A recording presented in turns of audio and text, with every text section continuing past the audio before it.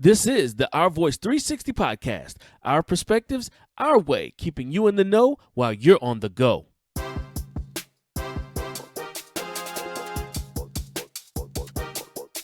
This podcast was created with you in mind. On Our Voice 360, we'll give you inspiration, sports, business and leadership tips, Black history, and entertainment. This is a show built from our perspectives. So if you're ready to be entertained, inspired, laugh a little, be informed, and enlightened, tune in now to Our Voice 360. Let's go!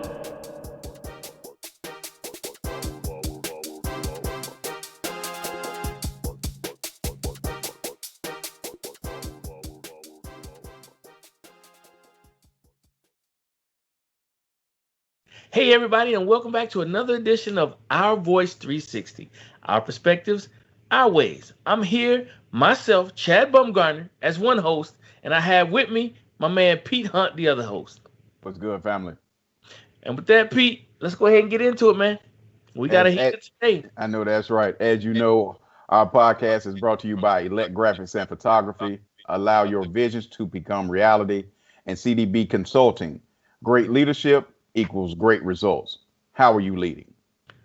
And if you would like to hear some topics that maybe we haven't discussed, or maybe you want to hear some topics that we should rediscover and go a little deeper in, on top of that, maybe there's something that you want to tell us, or there's something else you want to hear, or tell us how you feel about the podcast.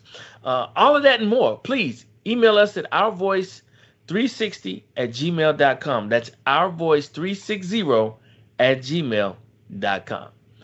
All right, ladies and gentlemen, let's go ahead and get into it. Pete, it seems as soon as we feel like we can get a breather and feel like we can start the healing process and really start to figure out how to move forward, it's like we get taken 20 steps back. And for those of y'all who have been living under a rock, I'm talking about several situations. First and foremost, the Derek Chauvin case.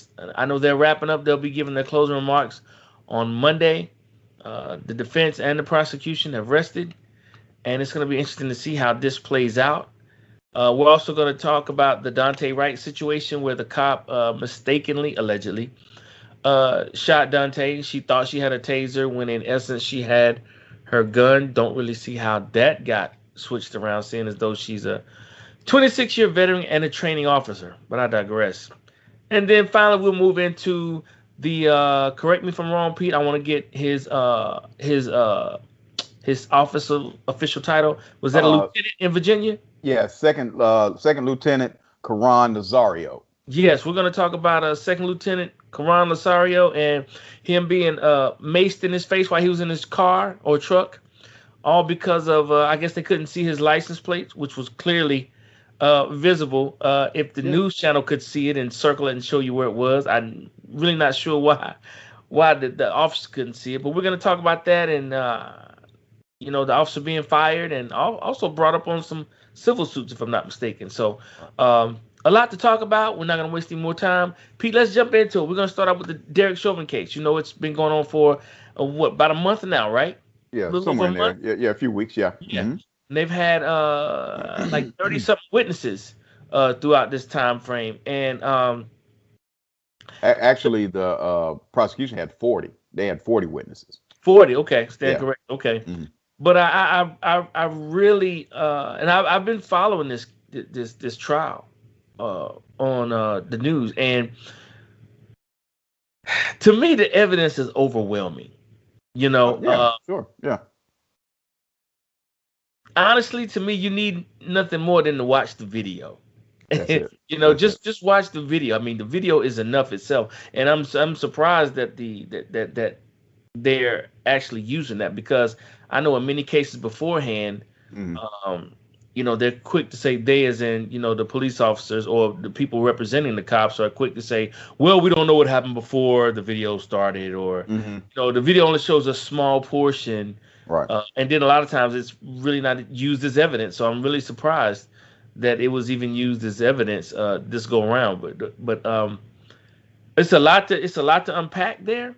I feel sorry that the family has to relive this situation for their son, brother, cousin, nephew, Mm-hmm. George Floyd. But justice has to be served. It's got to be. Yes. I Yes. mean, it is blatant with the Mm-hmm. video and with the witnesses that have taken the stand. The Right. young lady who cried. This was like the first day or the first 2 days of the trial where she cried because she wakes up at night crying, wishing that she could have done something to help Right. George Floyd. You know what I mean? Mm-hmm. And the white lady who was the off-duty EMT Right. stood there and was shouting instructions at the officers, saying, "Take his pulse. Can I take his pulse?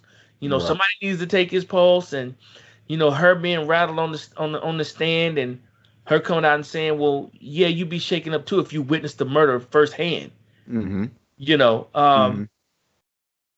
it is it's really sad, and to say that there was one witness to say that um Mr. Floyd was a big guy, so it took Mm-hmm. 3 or 4 people. But my thing is, Pete, once you have a person stretched out on their stomach with 2 to 3 human beings on their back, Mm-hmm.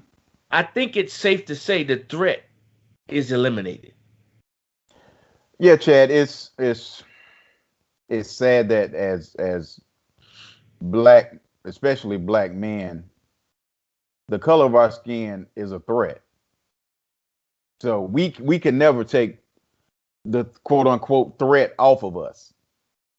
So of course the defense came into, and like you said, the prosecution had a great case. They laid down everything that they could possibly do with witnesses, video, everything. But when the defense comes with their argument is basically, well, he was a super Negro. You know what I'm saying? So Yeah. how black men are. They're super Negroes, and so he could have broken the cuffs and taken all of us. And His eyes were bulging red. He had the yeah, strength of 10 bulls. And pills. Yeah. You know what I'm saying? So with our skin, they're always gonna try to find a way to justify the the murdering of our people.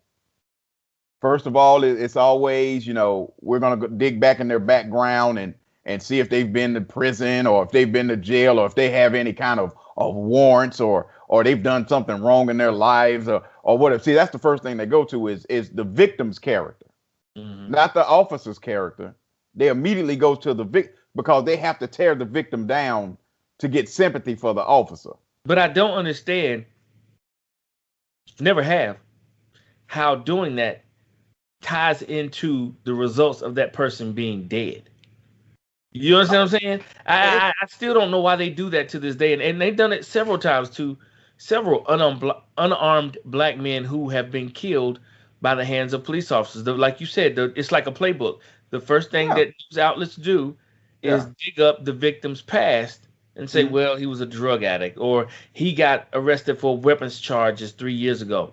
What does that have to do with, at this moment, 8 years later, this man is laying on his stomach with 3 other men in his back and the fourth man on his neck? What does that weapon charge? And I'm just, throwing it out. I'm not saying Floyd Mhm. had a weapons charge, but I'm just using that as an example of what you're saying, Mhm. how they were digging Mhm. into somebody's past. But they Mhm. did say he had an opioid issue. And I still don't understand how that played into his death, even though they tried to say that because of that and his enlarged heart and the carbon monoxide from the car that he Mhm. was inhaling, which I believe the car was turned off.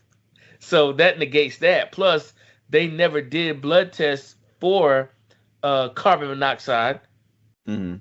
You know what I'm Mhm. saying? So I Mhm. don't really know where that came into play, but it was like he was spitballing on the in the witness stand.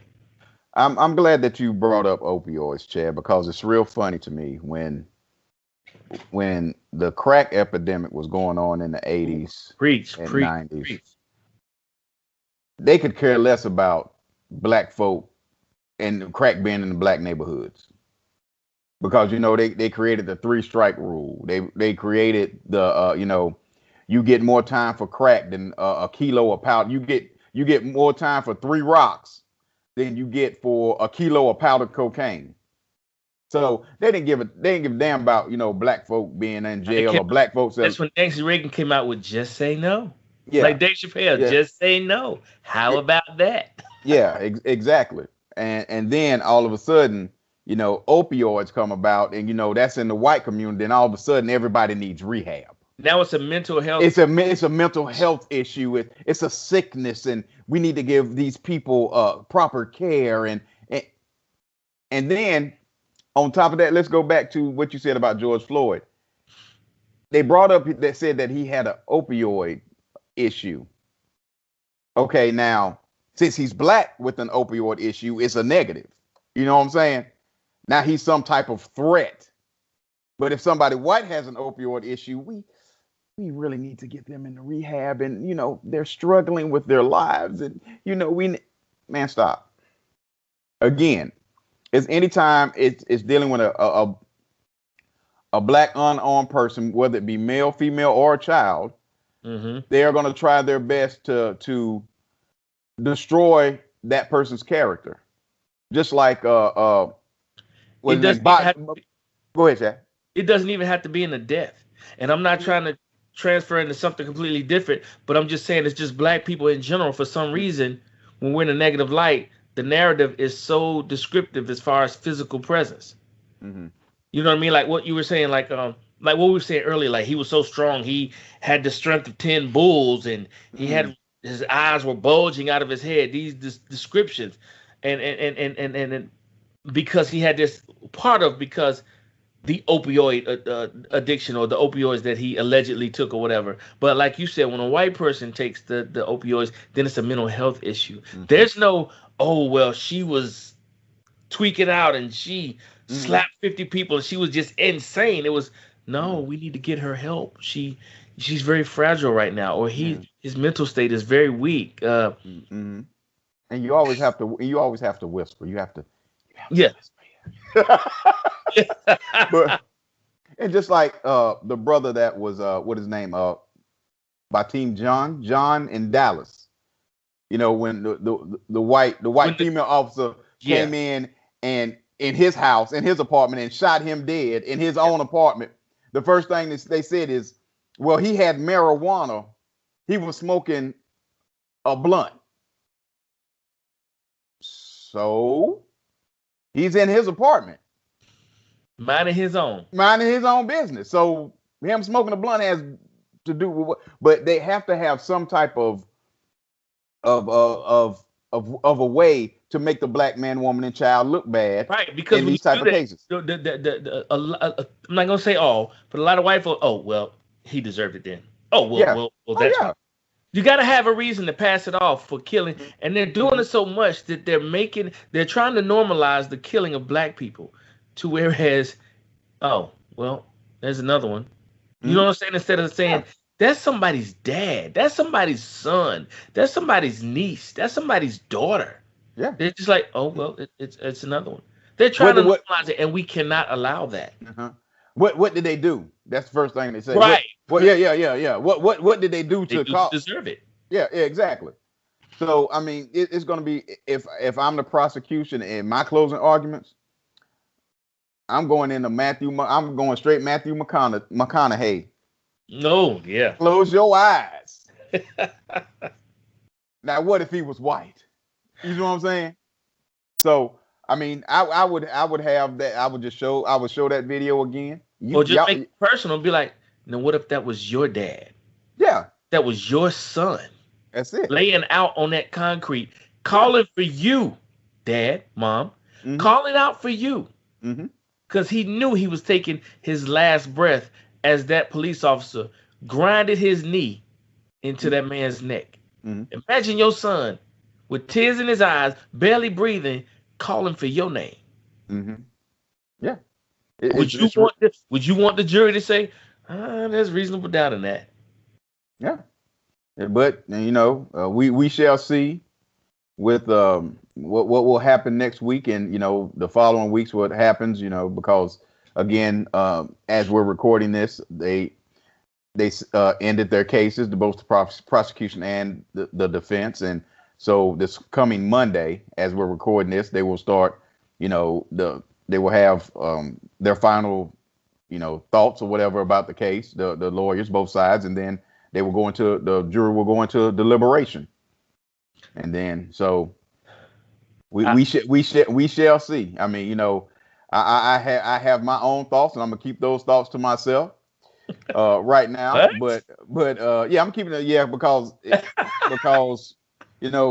have to have something to discuss after what's in my brain actually happens. So what I think is gonna happen probably actually happens. So we're gonna save that for a future podcast. I'm glad you said that. Yeah. No, I can't. No, okay. All right. Yeah. To be continued. That's okay. What in the business, that's what we call a teaser. A teaser.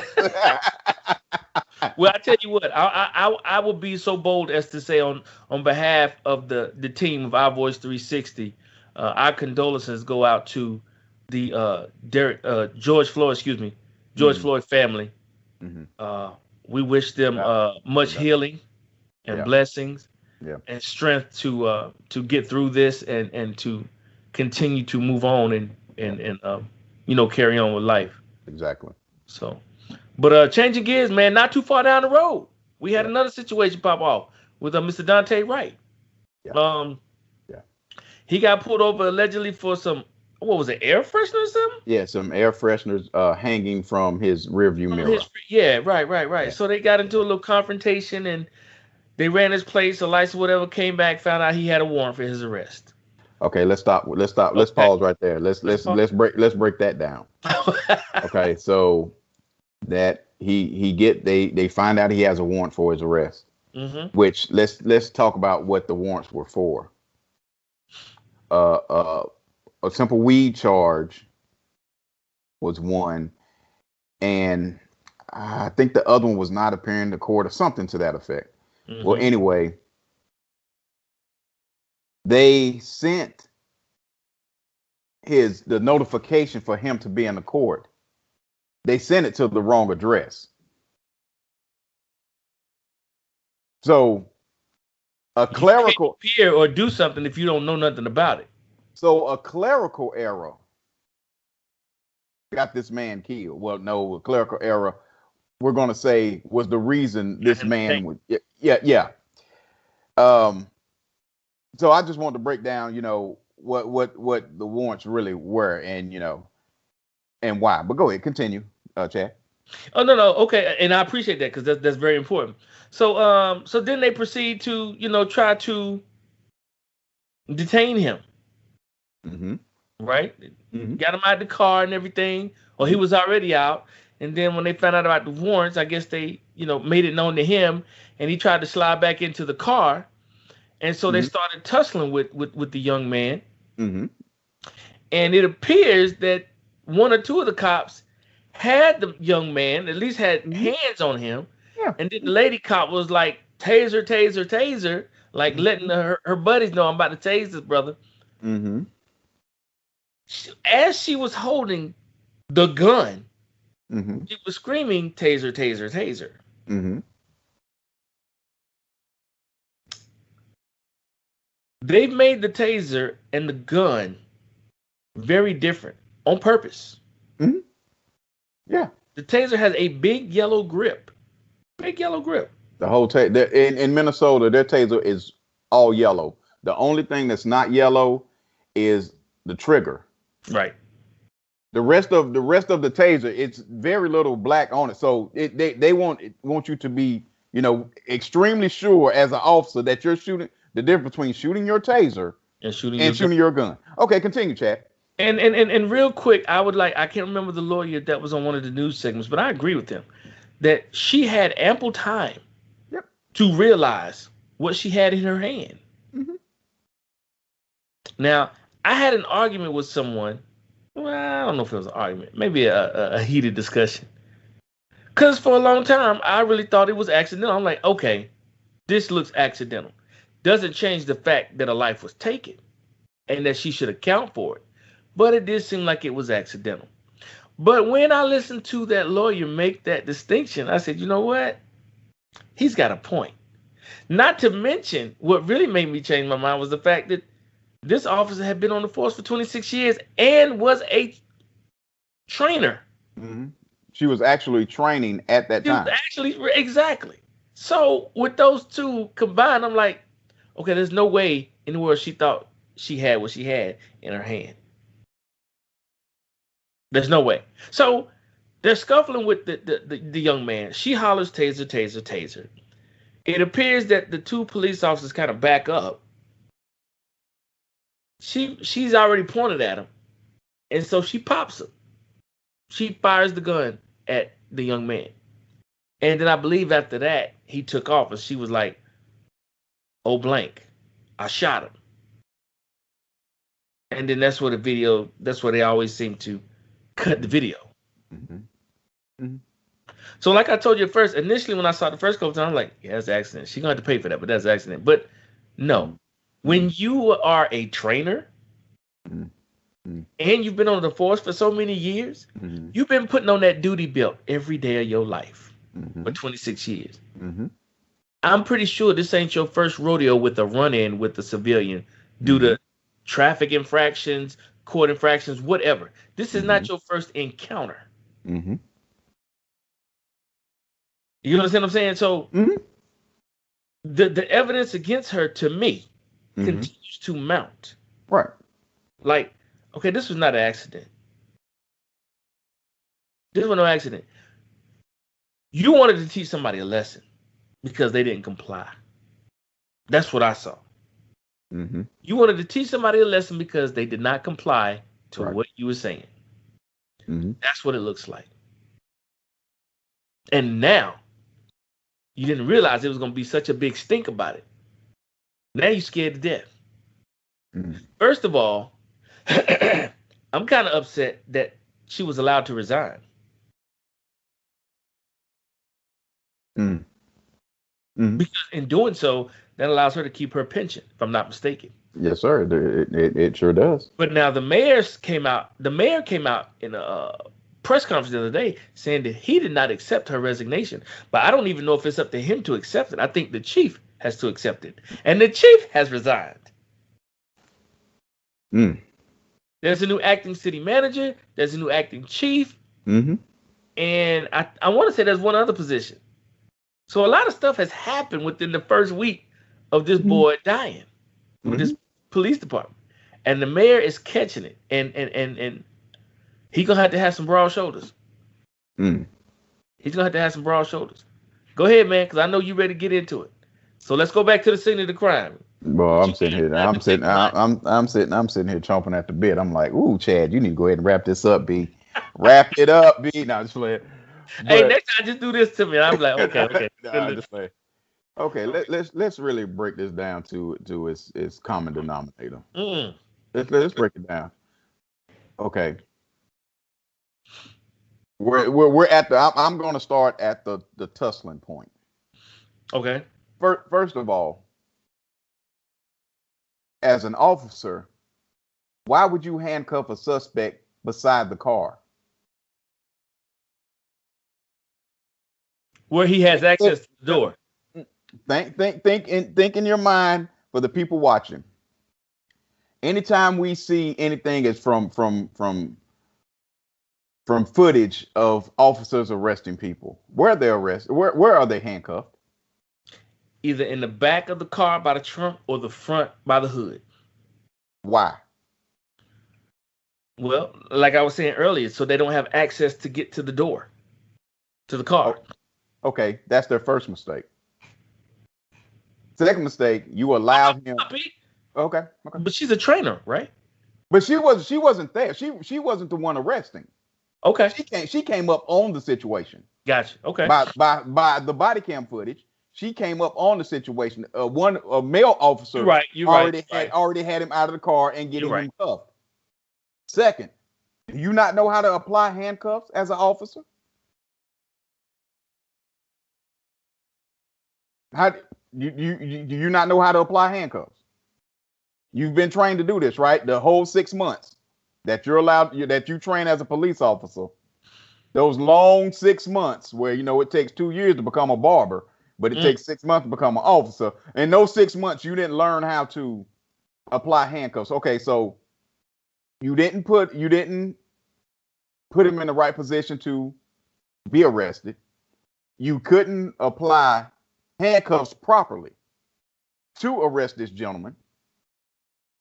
Third, you allow him to get away from you. Really? This dude was not big. This young man was not big. He was a slender cat. Mm-hmm. From all the pictures that I've seen. And it was multiple officers there. So what are we doing? Well, if you allowed him to get in the car. Now we're gonna focus to Kim Porter, who was the woman who shot Daunte. Let's turn this to Kim Porter.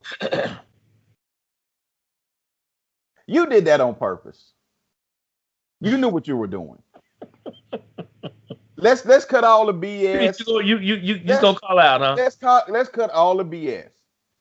What you thought in your mind, okay. Yes, and I'm going here. Let's break down how this works with police officers. Every police officer knows that your pistol, that your service weapon is always in your dominant hand. So if you're a lefty, your service pistol is going to be on your left side because your left hand is your dominant hand. If you're righty, it's going to be on the right side of your body. Obviously, she was a righty because she went with the right hand. So you are a 26-year veteran. Look, I've never served as a policeman ever in my life, and I know that. So how do you not know that as a 26-year trainee police officer?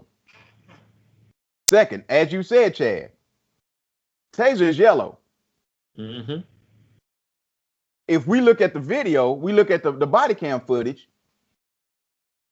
she has the gun out at least 15 seconds. Before she fires the trigger, Before she fires off. Mm-hmm. That gun is out at least 15 seconds. You know that's not your taser. You know that's not your taser. And then by you trying to yell taser, taser, taser, you thought that was going to give you an out to make it look like a mistake. Because my thing is this, Chad. P, are you telling me? Hold on, Chad. Let me finish. Let me finish. Okay. Because I got some more. If you're hollering taser, taser, taser, and you're pulling out your taser, are you not going to give your fellow officers plenty of time enough to back away from the person they're scuffling with? You see what I'm saying? Mm. Because once you shoot that taser, it hits the perpetrator. That current's going somewhere else, and it's going in your fellow officers because they're touching him. Mm-hmm. Right? Mm-hmm. So you saying taser, taser, taser, you don't give your fellow officers enough time to back away from the situation to give him the taser. You did that on purpose. You've been waiting for 26 years for your opportunity. Pete, you are not saying what I think you're saying. I'm going to need you to clear it up for me. You've been waiting 26 years. Are you saying that this was premeditated? Premeditated is different. Okay. Because that means you left your house knowing I'm gonna go out here and kill somebody today. So premeditation is hard to prove. I'm not saying it was premeditated, but in the moment, she saw her window. I'm just looking at it for what it is. You saying she saw her window? She saw a window. Mm. Because I can prove a point. I can show these black folk that what you're not going to do, you're not going to disobey us as police officers. Mm-hmm. We're going to keep you in your place. Right. Boy. Yep. I'm just saying, if you really look at it in its totality, you throw the taser thing out to justify when I do shoot him, everybody gonna think it was a mistake. See, and what even further lets me know what this was about, that the now resigned police chief, in his press conference, the first thing he says is, it was a mistake, it was an accident. It was an accident. Yep. Hold on, how you gonna determine and try to set up the case for the potential jurors? Because we all knew what was coming. She was gonna get arrested. So you're going out here trying to set up the case for jurors. It was a mistake, it was this. By what I saw, who cares what you think, what you saw? We didn't ask you that. Ain't nobody ask you that. Ain't nobody ask you to come out here and give no press conference on what your feelings were and what you thought about the situation. Didn't nobody ask you that at all. Your job is to come out there and give us the information. Your job was not to come out there and tell us what you thought, what your personal feelings was. That's not your job to do that. But again, going back to the scene of the murder. Mm-hmm. If Pastor, take your time. I'm just saying, and it was just so convenient for her to say, "Oh shoot, I shot him." That means you knew you had your gun. Because if I know I have my taser, I'm not gonna say, oops, I shot him. If I know I got my taser, if I know in my mind I got my taser, y'all better back up, because it's going to be some electricity flowing through. I'm going to put this 50,000 in this brother's body. Yeah. Your first instinct was, oh shoot, I shot him. That means you knew you had your gun in your hand. Come on now. As my grandma used to say, I was born at night, not last night. Not last night. I was born at night, not last night. We know how this goes down. We know how this is going down when it comes to police officers and black folk. She saw her window. She saw her opportunity. She took it. And now a young black man is dead because you saw your window. And the thing that gets me is, like, one former retired chief, captain, whatever his official rank was, he was saying it didn't really have to be that way. No. They could have let him drive off because they've already got his license. They already knew where he lived. They could have easily just followed up with him later on that day or staked out his house when he came home. Mm-hmm. It didn't have to go down like that. No. You got what you needed. We can always go get him now. No, that's no. We have to prove a point as police, because again, Chad, as we've talked before, black life means nothing to police. They see us as animals. They see us as not being human. Like we talked about in the Derek Chauvin case. This black skins gives us superpowers. We become super Negroes. See what I'm saying? Right. So that's how we're looked at. That's how we're looked at in the eyes of police. And anybody who disagrees, you're not looking at this. First of all, you're probably not our hue. First of all, and part of the problem.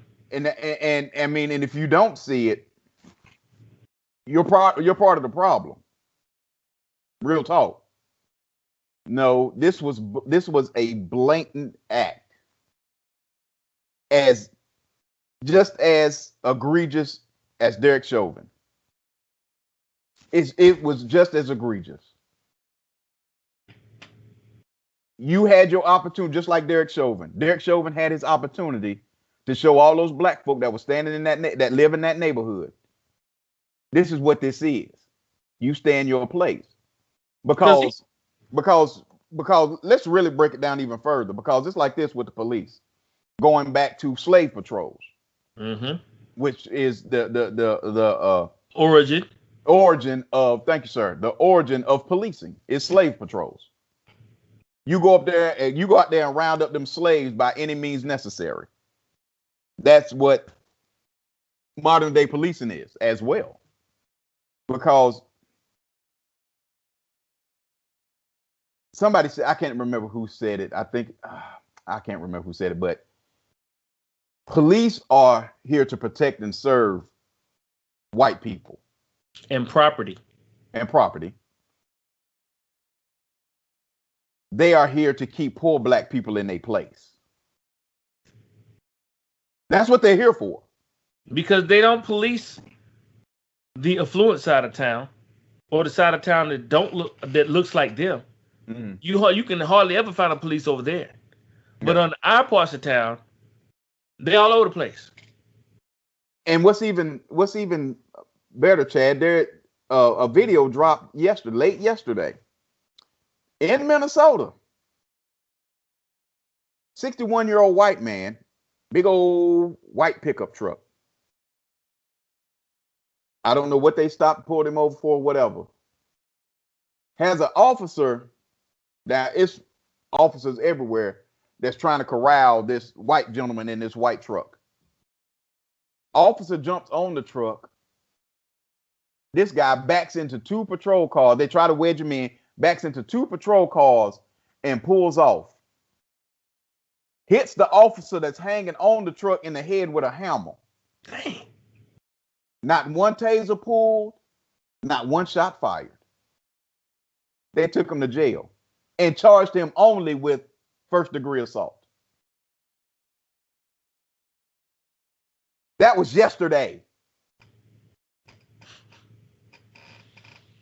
Chad, in the video, there is an officer standing behind the truck with a rifle.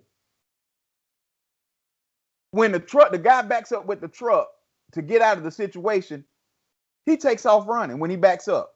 You have a rifle, and you have one of your fellow officers hanging off this truck.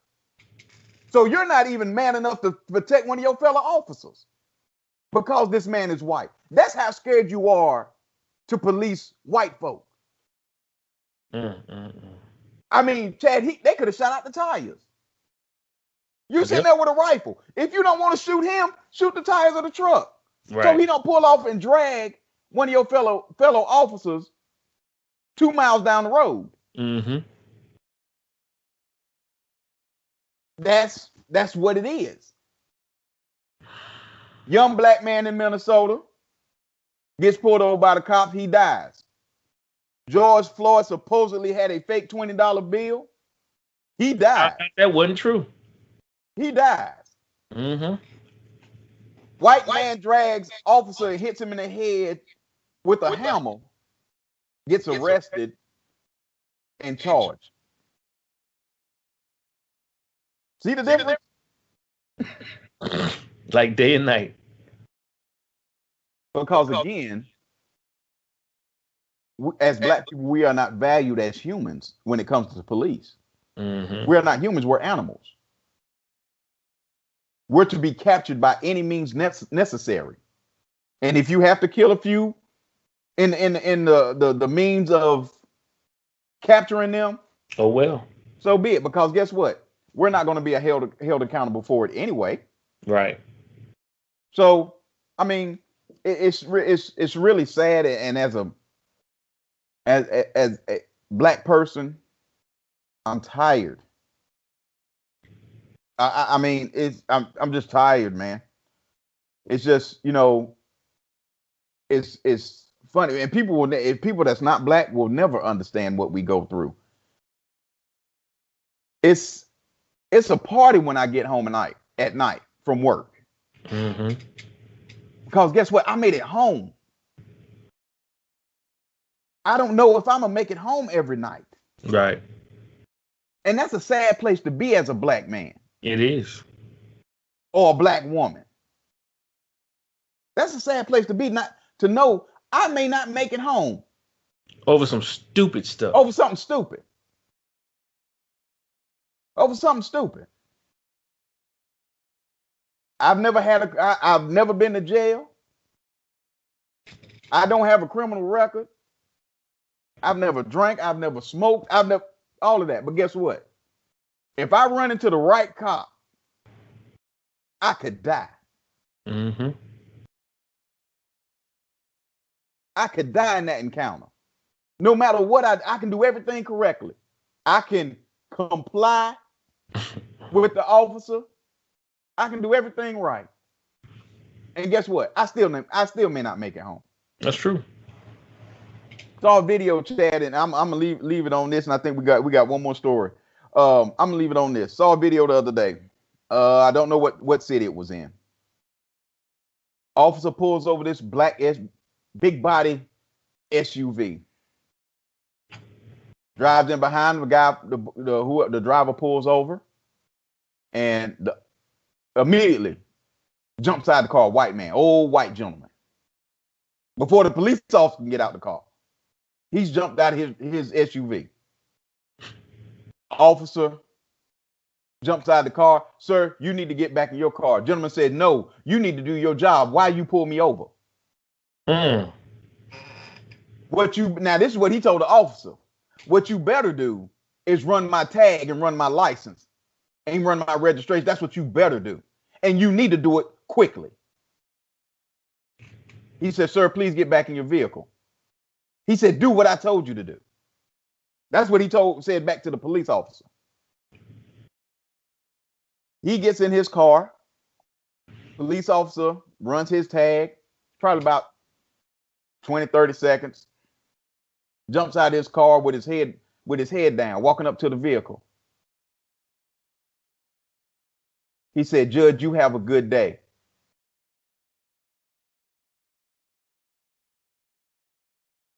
And walked back to his car with his tail between his legs. That's what goes on. That's the difference. That man jumped out of his vehicle. I jump out of my vehicle like that, I'm shot. Tat, tat, tat, tat. There's going to be a lot of slow singing and flower bringing. Mm. If I jump out of my vehicle. He came charging at me like a raging bull. His eyes were red. Yeah. He said, I'm sorry, Judge, you have a good day.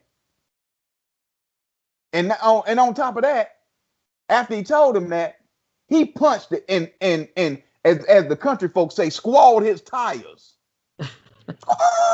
When he peeled off. Put all that dust in the cop's mouth. Bruh. I'm just saying.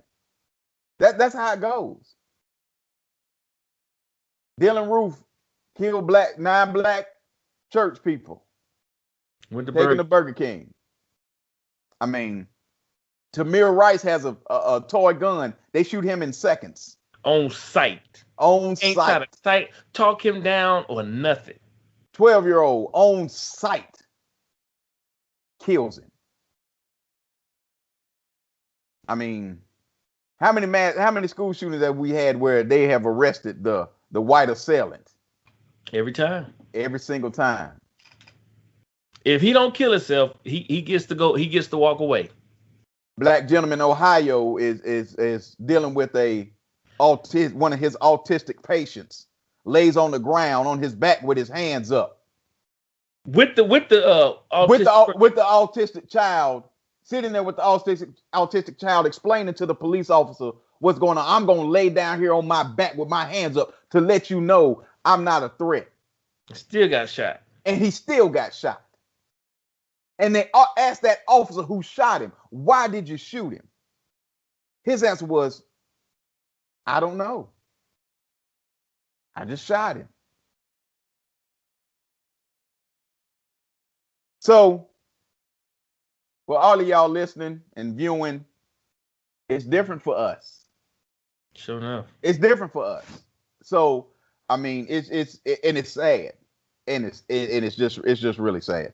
And I hope we have the pleasure of having some white people listening and viewing these videos, because it's not a bashing session. It's a life session. It's a life that a lot of you know nothing about, that a lot of us have to live and go through. Yep. And even if we don't go through it personally, we know somebody very close to us who has. Oh, It's yeah. either one or the other, or both. Or both. Yes, sir. Or both. So this is not a rant or a rave or just angry people spitting out angry views. No, we live this. Yeah. Yeah. We live this on a daily basis. No matter where we go, we live this in constant fear to a certain extent, Mm-hmm. that anytime an officer is involved, that his or her counterpart, which could be black, may not make it out of that situation alive. Right. And the sad part about it is more of these things happen that are not on the news, that's not covered. It's just been brought to the nation's to the nation's forefront since the 80s, because now we have video. Yeah. It's nothing new to the black community. It's like Will Smith said, this is nothing new. It's just now it's being recorded. Yeah. I mean, the greatest improvement, well, not really improvement, the biggest thing that's changed between slavery, Jim Crow, civil rights era, and now is the cell phone.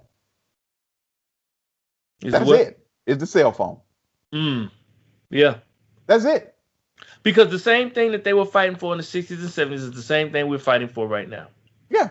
Jobs, equality, civil rights. Same thing. We have just taken up the mantle of our forefathers. That's really the only thing that's changed. We've taken up their mantle to continue to fight for justice, equality, civil rights, the whole nine yards. Right. That's the only thing that's changed. And I understand why you have a lot of black folks, especially older black folks, that are tired. Mm-hmm. Mm-hmm. Like, look, I need y'all to pick it up. We're tired. Yeah. I get it. It makes I get it. Yeah. Yeah. I get it. Yeah. I mean, and I mean, we, like I said, as you know, we grew up together in the same town or whatever. You know, our families are cool and tight. And I mean, and I'm sure your father has told you the same thing. Your father is my father's told me about the things that went on in the little town of Hickory, North Carolina, back in the 60s. Oh yeah. Oh yeah. Where they had to fight every day. Yeah. So I mean, you know, it's something that's lived in our community and in our families since our ancestors touched their feet on this land called the United States in shackles and chains. I remember my freshman year at the high school. Mm-hmm. It was several riots in 3 days. I remember that. It was a race riot. And what happened was, what year, Chad, what year was that? Oh. 80, it should be, 87? 86, 87, yeah. Yeah. Yeah. Because I remember, because between classes, somebody took and made a copy of this paper with the KKK on, talking about kill all the Negroes, I'm gonna be nice about it, and the Jews. And it was a nice little picture that they drew up, having the Klan chasing black people and Jews and the cross burning, and they put it on all the lockers. So when the bell rang and everybody got outside, everybody got a copy. Mm-hmm. And it was on from, I remember that like it was yesterday. Mm-hmm. I remember it. I remember seeing this one guy, right side of his face, get bashed into the front of a car during a fight. It was like 8 fights in 3 days at that school before they got things calmed down. Yeah. I remember that so clearly. Yeah, because I was there too, because you graduated what, 91? Yeah. 91. I graduated in 90, so. Right. Yeah, so, yeah, that's what I'm saying. I remember that, man. Like, it was, I was like. Yeah.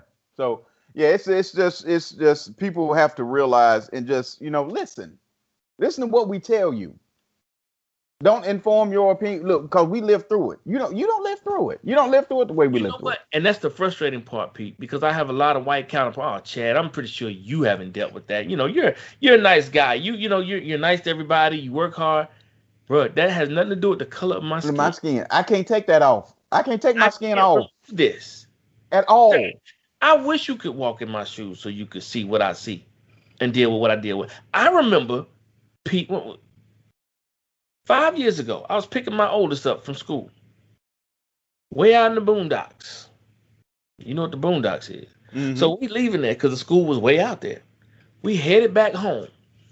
And I was in this turning lane, and then at the last minute, I came out of the turning lane. I had passed the zone, and the cop had stopped me and pulled me over. My baby girl on the right-hand side in the passenger seat up front, shaking in her boots. Shaking in her boots. And I kept telling her, had a tear coming out. I said, sweetheart, it's going to be fine. Look, it's going to be fine. Now, in my mind, I'm thinking, I'm scared to death. Mm-hmm. I Yeah. hope that this cop is halfway decent. Yeah. I'm praying to God that this dude is halfway tolerant so we can get through this situation. Mm-hmm. And thanks be to God, he was real cool. He explained the situation. I'm looking back. I don't know about that, officer. I'm like, I'm right there. And then he pointed out, I'm like, all right, bet. It is what it is. Mm-hmm. So had me get out the car. He's talking to me. He goes back to his car. He come back. We talk. He give me the ticket. I get back in the car. He gives me the ticket, whatever. Man, he even shook my hand. My daughter over there in tears. Mm-hmm. Frantic. At that young of an age. Of everything that she has seen happen to us. Mm-hmm. And I told her, I said, it may not always be like this. We were blessed today. Yeah, exactly. We were really blessed today that we ran up on somebody who was half decent, especially out here in this area. Mm-hmm. You know, but she was so distraught. And I'm like, that right there can cause PTSD. It can cause anxiety. It can cause a whole plethora of physical and mental issues. Oh yeah.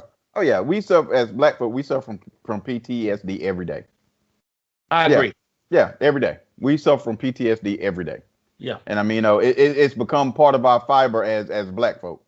It is. I mean, we're born with it. That's why our shoulders are so broad, man. And I don't mean that in the physical sense. I mean it in a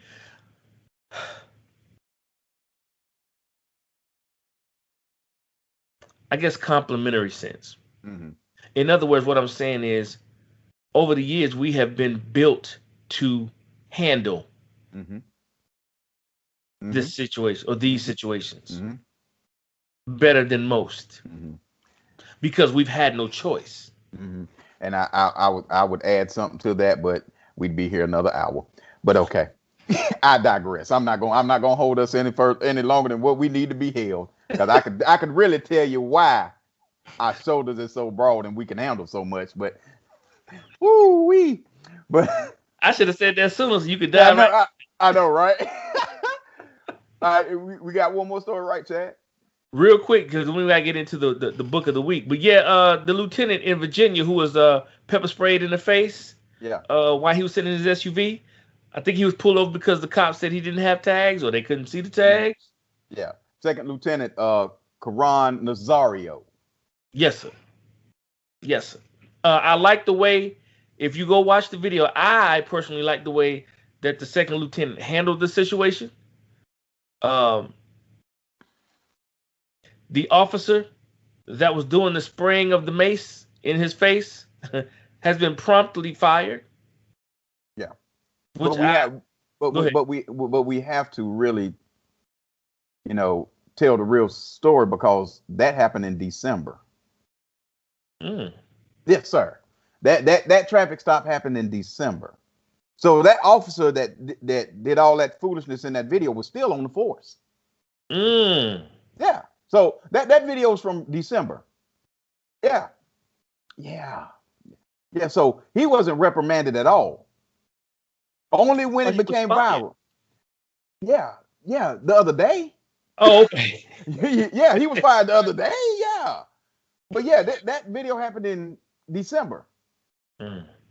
So that guy's still been on the force since December. So he was only fired because it became viral. Right. That's the only reason and the only reason it became viral, because a second lieutenant filed for he's suing.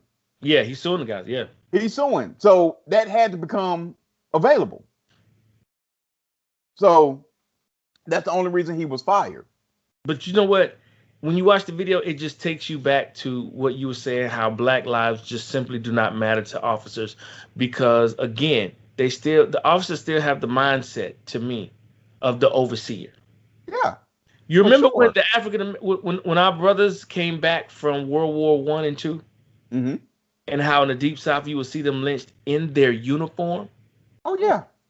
How they went to another country to fight for this country, and it was so sad because it's like our forefathers were fighting two wars. Mm-hmm. They were fighting the war abroad, and then they were fighting the race war here at home. Mm-hmm. And not on the GI, I hate the. I have a bad habit of getting off track, but this stuff irks me because they come home, they don't get an opportunity with the GI Bill like the white soldiers did, but they were promised. Mm-hmm. But let's stay on track because yeah. But I mean, as you see, if you watch the video, as you see, he said, "Is this how you gonna do somebody who has served your country, who has served the military, and is currently serving your country?" I mean, if you look at the video, they pull him over, and which we are all taught. Even white folk teach their kids this. If you get pulled over and you in the dark, you find, like, even police officers will tell you this. Mm-hmm. If you're pulled on a dark road, you put on your blinkers, your hazard lights, and you to let the officer know, okay, I see you, right. I got you, but I'm going to pull into a well-lit area. Right. Officers will tell you that. And that's what he did. And they were mad he didn't pull over immediately. Second of all, you jumped out of your car, guns drawn. They jumped out of the police vehicles, guns already drawn. So you had already mentally in your mind put in, we're gonna have a confrontation. Mm-hmm. Because if you're gonna stop anybody because you don't see their tag, why we got guns? Why are guns drawn? Right. Why are you telling me to step out of my put my hands out and step out of my vehicle for a tag? Really? That's what we doing. No, again, they saw a black man in a new vehicle. Mm-hmm. Why is he driving that? He must be up to something. How's he affording that vehicle? I can guarantee you that's things that's running through their mind. Mm-hmm. And then he had the gall and the audacity to drive where there was light. Are you kidding me? I mean, if you listen to the video, they had already claimed it was a felony stop. For a tag? Right. A felony traffic stop. You haven't talked to this man. You jump out the car, guns drawn. You hollering at this man, giving him different commands so he can mess up. One cop officer says, put your hands out the car, turn the vehicle off, put your hands out where I can see them. The other officer behind is talking about, get out your vehicle. Which one is it? What do you want me to do? You just told me to put my hands out the car. Then you tell me to get out the car. I'm confused. So guess what? I'm going to have to talk this out with you. Mm-hmm. Because you're setting me up to shoot me. Yeah, you set me up to fail. You're setting me up to shoot me. Because I'm hearing in my left ear, put your hands out the car. I'm hearing in my right ear, get out of the car. You're not going to confuse me. We find out that this man is an actual officer. He knows the deal. Mm-hmm. He knows how to give confusing commands. Are you kidding me? Right. He done been there, done it. That's why he was so calm. If that's anybody else in that situation, it would have gotten really ended up pretty bad. Yeah, way uglier than Mace in the face. The gentleman was extremely calm. Okay, what have I done? Please tell me why you're doing this to me. Tell me why you're pulling me over. This, that, and the third, yada, yada, yada. You don't hear none of that. You hear conflicting Get out the car. Put your hands out the car. Let me see your car. Let me see your hands. Get out the car. This, that, and the third. Okay, you're telling me something confusing. Well, and then you talk about you gonna ride the lightning. So you gonna tase me before you even tell me why you pulling me over? Right. That's what we doing? We're not gonna have a conversation. The guy behind the young cop behind me got the gun drawn. You got your taser out. What are we doing? Get out the car. Put your hands out. Get out the car. Put your hand. No, you're gonna tell me why you got me pulled over. Bro, we too old to be playing Simon Says. Yeah, exactly. We too old for that. My life is on the line. Then he goes into, I fear to get out of my car. And what was old boy's response? You better fear. You better be. All bets are off then, Chad. So you've already come, as an officer, you've already escalated the situation to where we can't come back from this now. Right. We can't come back from it. We are here. I fear for my life. You should be. What? So basically, you've already told me that, okay, you're here to assassinate. Mm-hmm. You're here to put me in the ground. Yep. And so I'm still wanting to know why you pulling me over. We still haven't heard why he pulled. I mean, today this happened in December. We still don't know why you know what I'm saying? Yep. And then you mace this guy. You mace him multiple times. With venom. I mean, hard. You just three hit him. Hit him 3 times with conviction, Chad. Mm-hmm. Oh, you in the military. What's your rank? With all kind of condensation in your voice, in his voice. I'm second lieutenant. I don't care what you are. Yada, yada, yada, this, that, and the third. But I remember a group of people saying, we need to support our troops. And Blue Lives Matter and the troops were hand in hand. I mean, that was a group of people that Colin Kaepernick, why you take that knee? You need to respect the troops. You need to only certain type of troops. Because can you imagine how that goes down if that's a white officer in the military, and he walks up on him being Hispanic himself as an officer, walking up on a white military gentleman? He's not getting maced. He's not getting none of that. He's gonna say, I'm sorry, sir. You have a wonderful night. I see that we see your tags now. It wouldn't have been no guns drawn, none of that. None of that. We apologize for the inconvenience. You have a wonderful evening, and be safe going back to the base. That would have been that conversation. Matter of fact, I think we can give you a police escort. Yeah, we'll run you there. If you're running late, we'll get you there soon, sir. So it doesn't matter what we do as black folk.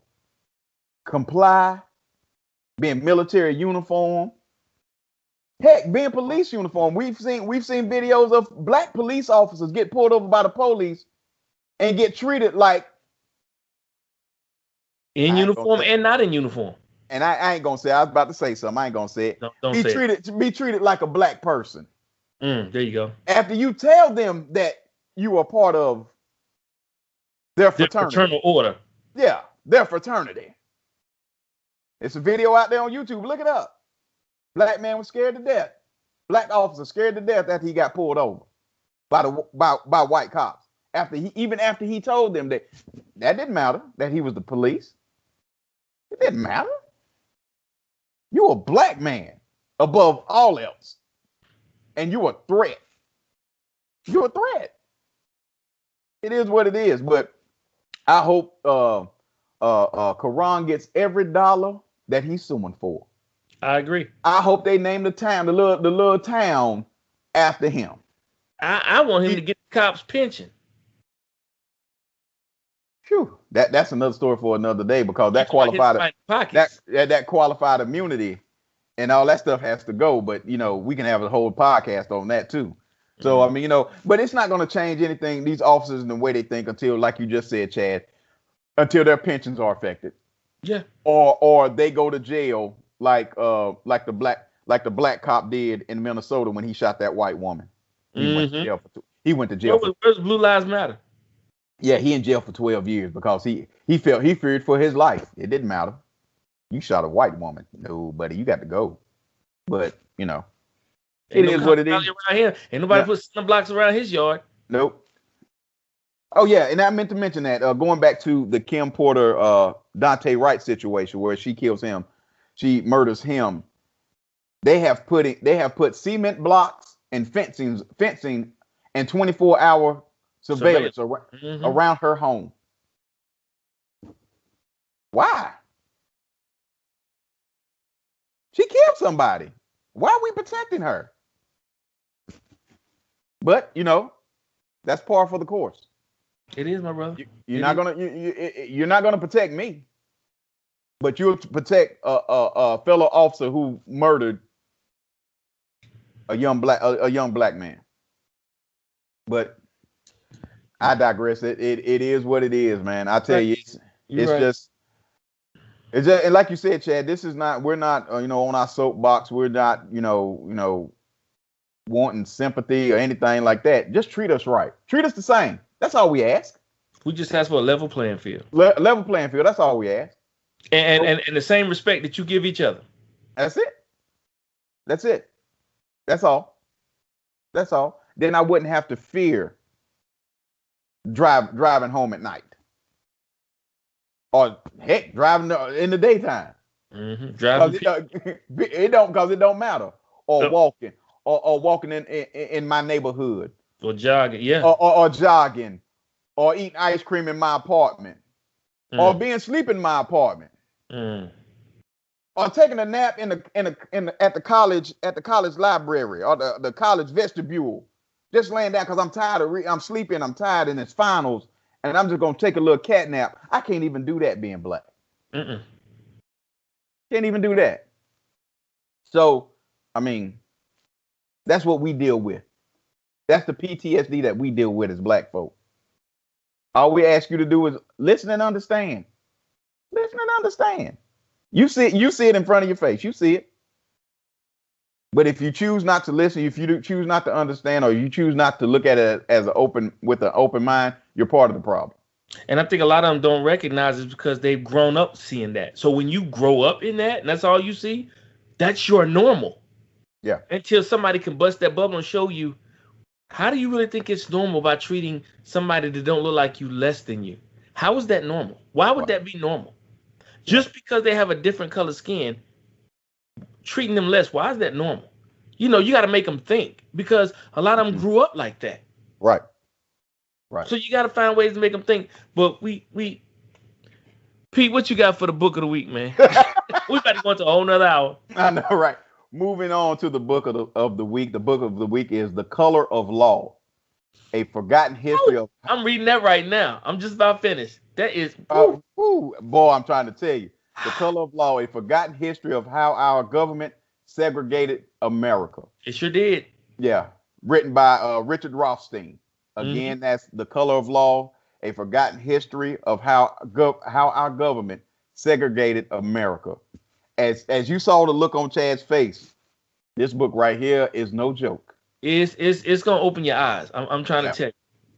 Yeah, it's gonna open your eyes, and it's funny because that book kind of plays into this new Amazon Prime series called Them, and it kind of shows you some of that segregation, right? As far as blacks living in one area and whites living in the other area, but. I digress. Very good book. Please go get it. Yeah. Please go. You will learn a lot from this book right here. I'm telling you again, last time, The Color of Law, a forgotten history of our government segregated America. Real quick.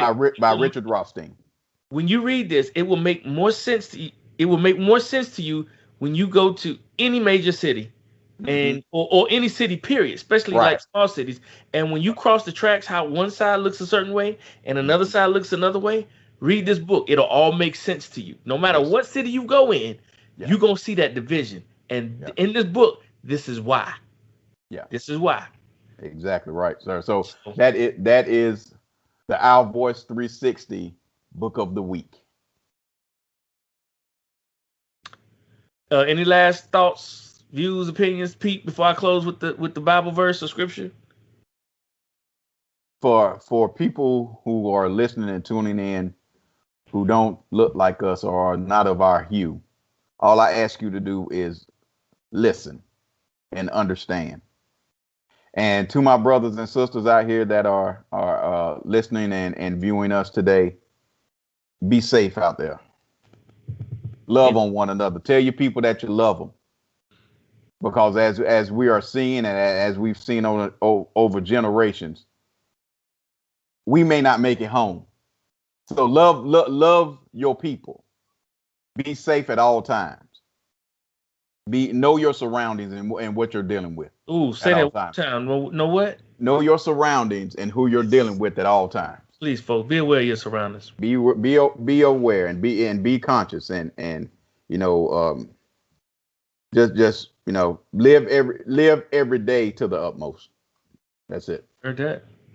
Well, our Bible scripture this week is coming from Matthew chapter 6, verse 6. And it reads, "But when you pray, go away by yourself, shut the door behind you, and pray to your Father in private. Then your Father who sees everything will reward you." Matthew 6, 6. All right, ladies and gentlemen, again, thank you so much for another power-packed Our Voice 360 podcast. We had a lot to say and not enough time to say it in, but I think we did a pretty good job. But until next week, take care, be blessed, be safe, and we are out. Peace. If you enjoyed this podcast, be sure to like and subscribe to the channel so you can be notified when a new show drops. Please rate and review this podcast and share it with your friends. Also, if you'd like to advertise or become a sponsor, please send an email to ourvoice360@gmail.com with your inquiry. We'll connect with you as soon as possible in hopes of creating a great partnership. And as always, thank you for tuning in to Our Voice 360. Our perspectives, our way, keeping you in the know while you're on the go. See you next week.